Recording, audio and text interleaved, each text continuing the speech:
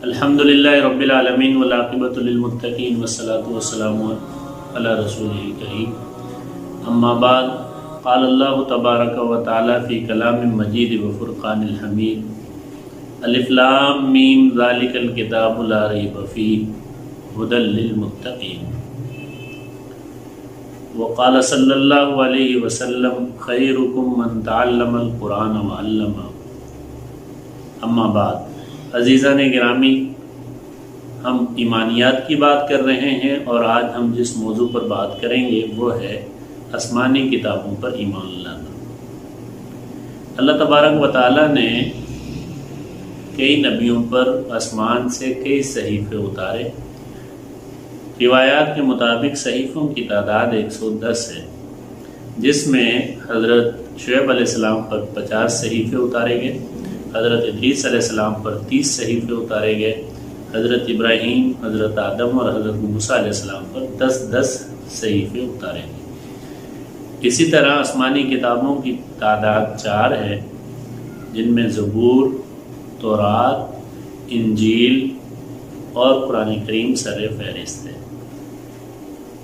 قرآن کریم کی تعلیمات نے آ کے تمام پہلے کی تعلیمات کو ٹیسٹیفائی کیا، ان کی تصدیق کی اور ان مذاہب کی اچھی تعلیمات، ان کتابوں کی بہتر طرز زندگی قرآن کریم نے اسے اخذ کر لیا، جس کا نتیجہ یہ ہوا کہ ان کے باقی ماندہ احکام ایک وقت تک تھے اور وہ ختم کر دیے گئے۔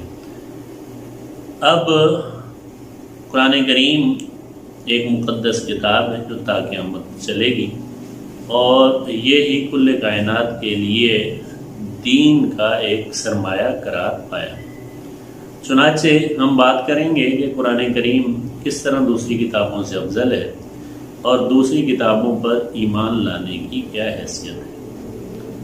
اتنی بات تو واضح ہے کہ انبیاء پر جو بھی کتابیں جس شکل میں بھی نازل ہوئیں، ان کی چیدہ باتیں روایت کی گئی ہیں، لیکن جیسا کہ تورات کے بارے میں آتا ہے کہ موسیٰ علیہ السلام ان کو تختیوں پر سے اونٹنی پر لاد کر لے کر آئے، لیکن ان تختیوں کی کیا حیثیت تھی، وہ کتنی بڑی تھی، ان میں اللہ کے کتنے احکام لکھے ہوئے تھے، ان سب باتوں کا اظہار کہیں مذکور نہیں ہے۔ اسی طرح روایات میں آتا ہے کہ زبور جو ہے، جو حضرت داؤد علیہ السلام پر نازل ہوئی، وہ نظم کی فارم میں تھی، باقی سب کتابیں نثر کی فارم میں نازل کی گئی۔ اب اس میں کتنی نظمیں تھیں اور وہ توحید اور رسالت پر مشتمل تھی کہ ان میں تفاصیل کیا تھی، اس تفاصیل کا علم نہیں ہو سکا۔ بہرحال جب ہم ایمان لانے کی بات کریں گے تو جس طرح ہم نے بیان کیا تھا کہ آپ علیہ الصلوۃ والسلام اور پہلے انبیاء پر ایمان لانا ضروری ہے، لیکن تھوڑا سا فرق ہے۔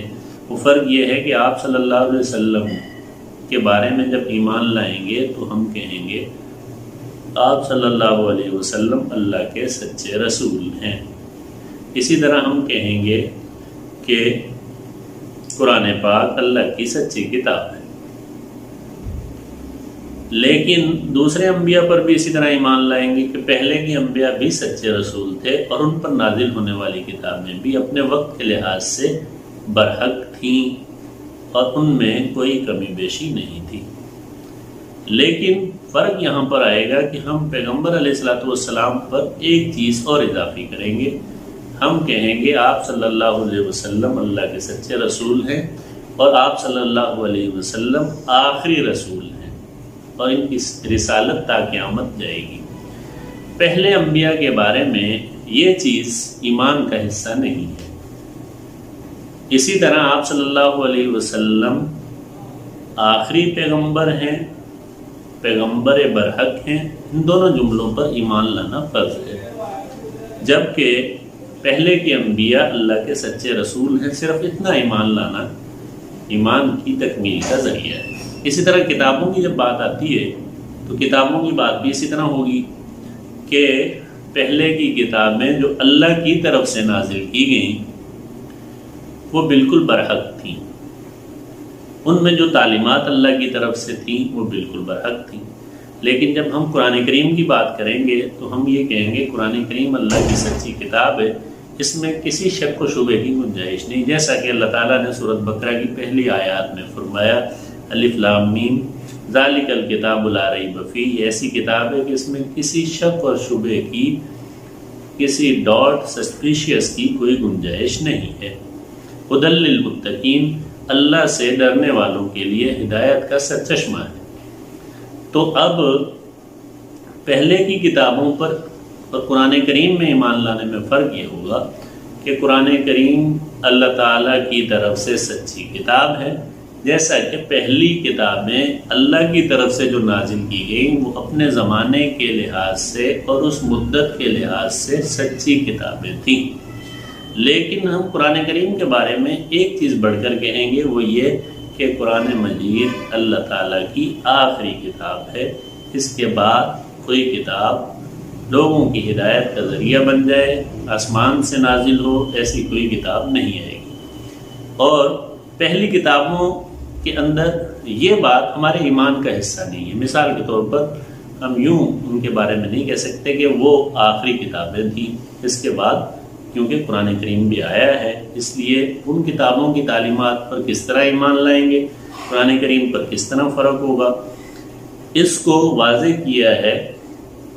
علامہ بیضاوی رحمۃ اللہ علیہ فرماتے ہیں کہ پہلی کتابوں کے لیے صرف یہ جملے کہنا ایمان کا حصہ ہوگا کہ ان کتابوں میں جو بھی تعلیمات اس وقت تک کے لیے تھیں وہ بالکل برحق تھیں۔ اب ان کتابوں کی تعلیمات کی تفصیل میں جانا ضروری نہیں ہے، جبکہ قرآن کریم کے متعلق اتنی بات نہیں کہی جائے گی۔ قرآن کریم کے متعلق کہا جائے گا کہ قرآن کریم کی جتنی تعلیمات ہیں وہ برحق ہیں، ان کے اجمال پر، الفاظ پر اور اس کے تفاصیل پر بھی ایمان لایا جائے گا۔ تفاصیل یعنی وہ قرآن کریم کی تفصیل جو احادیث مبارکہ میں آئی ہے، یعنی اس کے نظم پر بھی ایمان لایا جائے گا اور قرآن کے معنی پر بھی ایمان لایا جائے گا۔ اس طرح ایمان مکمل قرار پائے گا۔ اب آ جاتے ہیں اس بات پر کہ قرآن کریم اور پہلی کتابوں میں فرق کیا ہے۔ دیکھیں، دنیا میں ایسی کوئی کتاب نہیں ہے کہ جس پہ لوگوں نے اس قدر اعتماد کیا ہو کہ اس کے دنیا میں لاکھوں حافظ موجود ہوں۔ پہلے کسی آسمانی کتاب کے حافظ موجود نہیں ہیں۔ ان کتابوں میں کئی امینڈمنٹ ہوگی، تورات سے بائبل بنا دیا گیا اور اس کا نام اولڈ بائبل نیو بائبل کر دیا گیا۔ پھر اولڈ ٹیسٹامنٹ نیو ٹیسٹامنٹ ایک نیا نام اس کا وجود میں آ گیا، اور اب اناجیل کی 4 قسمیں کر دی، انجیل متی، انجیل مرقس، اور اس کے علاوہ اناجیل اربع اب مشہور ہیں، اور اناجیل کی تعداد 4 بتائی جاتی ہے، جن میں انجیل متی، مرقس، یوحنا اور انجیل لوقا، یہ مشہور اناجیل ہیں۔ اب دیکھیں، پہلی کتابوں کو اللہ تبارک و تعالیٰ نے ایک عرصہ دیا، ان کے انبیاء کی تعلیمات کو اللہ تعالیٰ نے ایک ٹائم پیریڈ فکس کر کے دیا۔ مثال کے طور پر عیسیٰ علیہ السلام اور موسیٰ علیہ السلام کی شریعت کے درمیان 1272 سال کا فاصلہ رہا، اور 1272 سال یعنی کہ تورات کی تعلیمات امت میں رائج رہی۔ لیکن اللہ تعالیٰ نے فرمایا اذ قال موسیٰ لقومہ، موسیٰ علیہ السلام کی تعلیمات اپنی قوم کی حد تک محدود ہیں۔ اسی طرح انجیل حضرت عیسیٰ علیہ السلام پر نازل ہوئی اور اس کی تعلیمات جو ہے 570 سال تک دنیا میں جاری رہی۔ تو اس طرح انجیل کو بھی اللہ تبارک و تعالیٰ نے ایک متعین عرصے کے لیے نازل فرمایا۔ اس کے بعد آپ صلی اللہ علیہ وسلم کی 571 میں بعثت ہوئی، اور آپ علیہ السلام پر پہلی وحی 610 عیسوی میں نازل ہوئی۔ اگر 610 عیسوی کا اعتبار کریں تو سمجھ لو کہ انجیل کے درمیان اور قرآن کے درمیان 610 سال کا فاصلہ آئے گا۔ اس سے یہ سمجھ میں آتی ہے کہ قرآن کریم میں اللہ تعالیٰ نے ممتاز حیثیت کیوں دی۔ قرآن کریم خود یہ کہتا ہے ہدی للناس کہ میں ایسی کتاب ہوں. خود اللہ تعالیٰ نے فرمایا ہدی للمتقین. یہ قرآن دنیا میں ہر انسان کی ہدایت کا ذریعہ ہے. دیکھیں اس میں اللہ تعالیٰ نے کسی قوم کو مخصوص نہیں کیا. عرب ہو، عجم ہو، حبشی ہوں، کالے ہوں، گورے ہوں، عجم سے تعلق ہو، چائنا سے ہو، پاکستان سے ہو، انڈیا سے ہو، دنیا کے کسی ملک کے لیے اللہ تعالیٰ نے قرآن کریم کی تعلیمات کو خاص نہیں کیا، بلکہ قرآن نے خود کہا ہدی للناس، دنیا کے ہر انسان کے لیے ہدایت کا ذریعہ ہے. اسی طرح ہدی للمتقین، اہدنا الصراط المستقیم صراط الذین انعمت علیہم. اور ہم نے بھی یہی دعا کی کہ اللہ ہمیں سیدھا راستہ دکھا، ان لوگوں کا راستہ جن کو تو نے انعام کیا. تو اللہ تعالیٰ نے فرمایا یہ قرآن کریم ہے، یہ پوری دنیا کے ہر انسان کے لیے ہدایت کا ذریعہ ہے. اس سے پتہ چلتا ہے کہ پہلی کتابیں وہ ان کی تعلیمات ایک مخصوص زمانے تک کے لیے تھیں، جبکہ قرآن کریم کی تعلیمات تا قیامت تک کے لیے ہیں. دوسری بات یہ ہے کہ دنیا میں قرآن کریم کے لاکھوں حافظ موجود ہیں، دل میں اتاری ہوئی کتاب ہے، اور لوگوں نے اس کو یاد کیا، اس کے معنی تک کو یاد کیا. اور پہلی آسمانی کتابیں ان میں فرق یہ ہوا کہ ان کے حافظ کہیں بھی موجود نہیں ہیں. پوری تورات کا، انجیل کا ملنا مشکل ہے، چاہے جائے کہ ان کا کوئی حافظ موجود ہو. تین یہ ہے کہ اللہ تعالیٰ نے پہلی کتابوں کی حفاظت کی ذمہ داری نہیں لی، چنانچہ نہ ہی اللہ تعالیٰ کی یہ منشا تھی کہ وہ تا قیامت ان کے احکامات چلائے جائیں گے. اس کی وجہ یہ ہے کہ اللہ تعالیٰ ہی کو ہی بہتر معلوم ہے کہ جس طرح تورات کے احکامات 1272 سال تک چلائے گئے، انجیل کے احکامات 610 سال تک چلائے گئے، یہ اللہ ہی کو اس ٹائم اور پیریڈ کا پتہ تھا. اس کے بعد ان کی تعلیمات ختم کر دی گئی. لیکن ہم اس کی تعلیمات کو یہ کہہ سکتے ہیں کہ ان کتابوں کی جو اچھی تعلیمات تھی وہ قرآن کریم نے خود اپنے اندر سمولی. اس لیے قرآن کریم طبیعی للناس بن گیا، لوگوں کے لیے ہر خبر کا پیمانہ بن گیا. اور اس کی یہ بھی ایک بہتر وجہ سمجھ میں آتی ہے کہ اللہ تعالیٰ نے قرآن کریم کی خود حفاظت کی ضرورت. اِنَّا نَحْنُ نَزَّلْنَا الذِّكْرَ وَإِنَّا لَهُ لَحَافِظُونَ. ہم نے اس کلام کو اتارا اور ہم خود اس کی حفاظت کریں گے. ایک اور بھی وجہ سمجھ میں آتی ہے قرآن کریم کی بہتر کتاب ہونے کی کہ اللہ تعالیٰ نے قرآن کریم کو کلام کی صورت میں نازل کیا، اور پہلی جتنی کتابیں ہیں وہ مکتوب شکل میں انبیاء کو عنایت کی گئی. اور مکتوب اور کلام میں فرق یہ ہوتا ہے کہ کلام اللہ کی صفت ہوتی ہے، اور ایسی صفت جس طرح اللہ کی ذات قدیم ہے تو قرآن کریم بھی ہمیشہ سے ہے، ہمیشہ اس کی تعلیمات چلیں گی.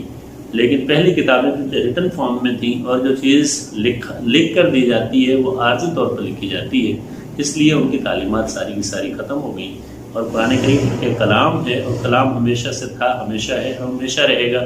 اس لیے ایک امتیازی صورت یہ بھی ہے قرآن کی کہ یہ اللہ کا خود کلام ہے، اور کلام کبھی بھی فنا نہیں ہوتا، کیونکہ کلام اللہ کی صفت ہوتا ہے، اور اللہ کی ساری صفات ازلی اور ابدی ہیں، ہمیشہ سے ہمیشہ رہیں گی. اس لیے قرآن کی تعلیمات دوسری سب کتابوں سے اعلیٰ اور عرفہ ہے. اور اس کی امتیازی خصوصیت میں سے ایک یہ بات بھی ذکر کرتا چلوں کہ قرآن کریم وہ واحد کتاب ہے جس کو دیکھنے کا، سننے کا، پڑھنے کا، اور اس کے معنی جان کے پڑھنے کا، اس پر عمل کرنے کا علیحدہ کیٹیگری میں ثواب ہے. حضور صلی اللہ علیہ وسلم نے فرمایا کہ اگر ایک حرف کوئی پڑھتا ہے تو اس کو 10 نیکیاں ملیں گی. اور میں یہ نہیں کہتا کہ الف لام میم ایک حرف ہے، بلکہ الف علیحدہ، لام علیحدہ اور میم علیحدہ، یعنی کہ 30 نیکیاں ایک حرف کے پڑھنے پر ملتی ہیں. اور پہلی آسمانی کتابیں جو ہیں ان میں ایک حرف پڑھنے کا اتنا ثواب ملتا ہو یہ کہیں مذکور نہیں ہے. تو اس لیے بھی قرآن کریم میں ایک ثواب کا سمجھ لو ایک سمندر ہے، ایک ذخیرہ ہے.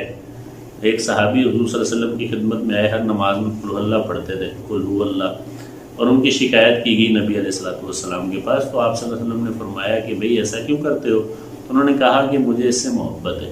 حضور صلی اللہ علیہ وسلم نے فرمایا اذن لیدخلک الجنہ، اگر آپ کو اس سے محبت ہے تو ایک صورت ہی آپ کو جنت میں داخل کرنے کا ذریعہ ہے، اور پہلی ایسی فضائل کسی صورت کے ہوں، کسی آیت کے ہوں، پہلی کتابوں کے اس طرح کے فضائل ہوں، ایسے فضائل کہیں بھی ذکر نہیں کیے گئے۔ اس لیے قرآن کریم وہ واحد کتاب ہے جس کے پڑھنے کا اتنا ثواب ہے۔ اللہ تعالیٰ نے فرمایا کہ سننے کا بھی ثواب ہے، وَإِذَا قُرِئَ الْقُرْآنُ فَإِذَا قُرِئَ الْقُرْآنُ فَاسْتَمِعُوا لَهُ وَأَنصِتُوا لَعَلَّكُمْ تُرْحَمُونَ۔ جب قرآن پڑھا جائے، روایات میں آتا ہے کہ یہ نماز کے بارے میں آیت ہے، بہرحال سما کا یہاں پر ذکر کیا کہ خاموش رہنا، غور سے سننا، اس کا بھی اللہ کے ہاں ثواب کیا ہے کہ اللہ تعالیٰ رحمتیں نازل کر رہے ہوتے ہیں۔ اب حضرت ابی بن کعب رضی اللہ تعالیٰ عنہ حضور صلی اللہ علیہ وسلم سے ایک مرتبہ فرمایا کہ آپ مجھے قرآن سنائیں، کیونکہ آپ کی قرأت بہت اچھی ہے اور اللہ نے مجھے حکم دیا ہے کہ میں آپ سے قرآن سنوں۔ انہوں نے فرمایا کہ اللہ تعالیٰ نے میرا نام لیا، تو آپ علیہ الصلوۃ والسلام نے فرمایا ہاں میں روزانہ بیٹھتا ہوں، اللہ نے آپ کا نام لیا، آپ مجھے قرآن سنائیں۔ تو وہ رونے لگے۔ اس کا مطلب ہے کہ قرآن کی سماعت کا کتنا ثواب ہے، پھر اس کو پڑھنا، اس کو دیکھنا، اس پر عمل کرنا، یہ یعنی ایک ثواب کا ایک ذخیرہ ہے۔ آخری بات یہ کر رہا ہوں کہ کتابوں کی تعلیمات، ان کتابوں کی تعلیمات کو یہ ہم نہیں کہہ سکتے کہ ان کتابوں کی تعلیمات نعوذ باللہ مکمل نہیں تھی، ان میں نقص تھا، ان کی تعلیمات غلط تھی، ایسا نہیں۔ ہم یوں کہیں گے کہ ان کی تعلیمات اس زمانے کے لوگوں کے لحاظ سے مکمل اور کامل تھیں، اس میں کسی قسم کی بھی کوئی کمی نہیں تھی۔ لیکن اللہ تعالیٰ نے ان کی تعلیمات میں صرف زیادہ سے زیادہ ایمانیات اور کچھ واقعات اور عبادات کے طریقے تھے، لیکن ہماری کتاب میں صرف اتنی بات نہیں ہے کہ ہمیں صرف ایمانیات سکھا دی ہوں، ایمان اس طرح لے کر آ جائیں، بلکہ ایمان اور عبادات کا پورا ایک اللہ تبارک و تعالیٰ نے ذخیرہ ہمارے لیے مہیا کیا۔ ایمان عبادات کے بعد معاملات کو پورے طریقے سے قرآن نے بیان کیا، معاملات کے بعد اخلاقیات، پوری تعلیمات اللہ تعالیٰ نے اس کتاب میں رکھی، اخلاقیات کے بعد معاشرت کے سارے احکام اللہ تعالیٰ نے کہ والدین کی عزت کس طرح کرنی ہے، معاشرہ پڑوسیوں کے کیا حقوق ہیں، غیر مسلم کے کیا ہے، جانوروں کے کیا ہے۔ یہ ایک ہماری شریعت جو ہے پورا 5 برانچوں پر مشتمل ایک دین، ایسا دین ہے جو انسان کی زندگی کو ایک نئی روح بخشتا ہے، جو یہ چیزیں پہلی کتابوں میں نہیں تھی۔ پہلی کتابوں میں صرف ایمان لانے کے طریقے تھے کہ اللہ پر ایمان لاؤ، اس کے رسولوں پر، کتابوں پر، آخرت پر، اور جو بعد میں رسول آئے گا اس پر ایمان لے۔ عبادات کے چند طریقے، مخصوص عبادات، 2 دن کے روزے، 1-2 نمازیں بس، اور کچھ واقعات اور قصے، یہ ان کی شریعت کا خلاصہ تھے۔ لیکن ہماری شریعت میں کی بات ایمانیات، معاملات، ایمانیات، عبادات، معاملات، معاشرت اور اخلاقیات کو پوری تفصیل سے بیان کیا گیا ہے۔ تو یہ ایک ہماری شریعت کی امتیازی خصوصیت ہے۔ بات یہ ہوئی کہ قرآن کریم پر اس طرح ایمان لایا جائے گا کہ قرآن اللہ کی آخری کتاب ہے اور برحق ہے، اور پہلی کتابوں پر صرف اتنا ایمان لایا جائے گا کہ پہلی کتابوں کے اندر اس وقت تک جو نازل کی گئی تعلیمات تھیں اس کے لحاظ سے وہ کتابیں بالکل برحق تھیں۔ قرآن کریم اعلیٰ اور عرفہ ہے، اور اس کو دیکھنے، سننے اور پڑھنے کا بہت زیادہ ثواب ہے۔ اور ثواب ہی نہیں، جب دنیا اور اس کے لوگ اس کلائمیکس تک پہنچ گئے، ایک مکمل اللہ تعالیٰ نے تھوڑے تھوڑے احکامات ہر شریعت میں رکھ کر ہر شریعت کو ایک مکمل ہر شریعت میں تھوڑے تھوڑے احکام رکھ کر اللہ تعالیٰ نے ایک امت کو بنا لیا۔ جب ایک امت مکمل تیار ہوگی، امت کلائمیکس تک پہنچ گئی، تو اللہ تعالیٰ نے اب قرآن اتارا اور یہ اعتماد کیا اس امت پر کہ اس امت کو قرآن کریم کا ایک تحفہ دے دیا تاکہ یہ امت قرآن کریم کی صحیح طرح تعلیمات کو پک کر کر اس کو دنیا میں پھیلانے والی بن جائے۔ وما توفیقی الا باللہ۔ حسبی اللہ و نعم الوکیل، نعم المولا و نعم النصیر، حسبی اللہ